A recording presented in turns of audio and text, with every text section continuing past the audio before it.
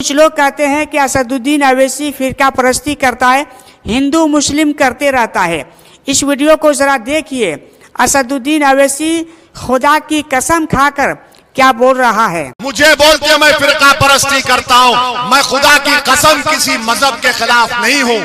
مگر میں ناانصافی کو قبول کرنے والا نہیں ہوں۔ میں ناانصافی کو نہیں قبول کر سکتا۔ میں سیمانچل کی جنتا کا استحصال اور اس کی ناانصافی کو نہیں برداشت کر سکتا۔ تم کو لگ رہا ہوگا یہ کیا بک رہا ہے، یاد رکھو جب ہم 11 سال پہلے آئے تھے تو ہمارے دشمن بھی یہی سمجھے تھے کہ یہ ایک بار آیا دوبارہ نہیں آئے گا۔ میں 2015 میں کہا تھا میں سیمانچل میں آ کر پتنگ چھاپ کا پرچم گاڑ کے جا رہا ہوں، جب تک زندہ رہوں گا بولتا رہوں گا سیمانچل زندہ باد۔ مولانا اسرار اللہ قاسمی صاحب جید عالم دین، دارالعلوم دیوبند کے عالم دین، اس کے شورا کے رکن، آپ جس پارٹی میں ہیں، مولانا کو ٹرپل طلاق کا قانون کا جب بل پارلیمنٹ میں آیا، میں اپنی تقریر کر چکا تھا ٹرپل طلاق کے خلاف،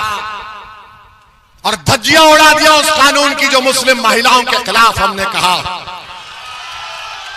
مولانا اسرار اللہ قاسمی صاحب نے ویڈیو جاری کر کے دنیا کو بتایا، اللہ ان کی مغفرت کرے، انہوں نے بتایا کہ میری پارٹی مجھے بولنے نہیں دی، میری پارٹی مجھے بولنے نہیں دی، یہ گونگے اندھے بہرے کو پسند کرتے ہیں، یہ ایک مرد مجاہد سے نفرت کرتے ہیں، یہ فیصلہ آپ کو کرنا ہے۔ اختر الایمان میں بہت سے عیب ہے، مجھ میں بھی عیب ہے، میں گناہگار ہوں، مگر یاد رکھو سیمانچل کی لڑائی ہماری زندگی کی لڑائی ہے،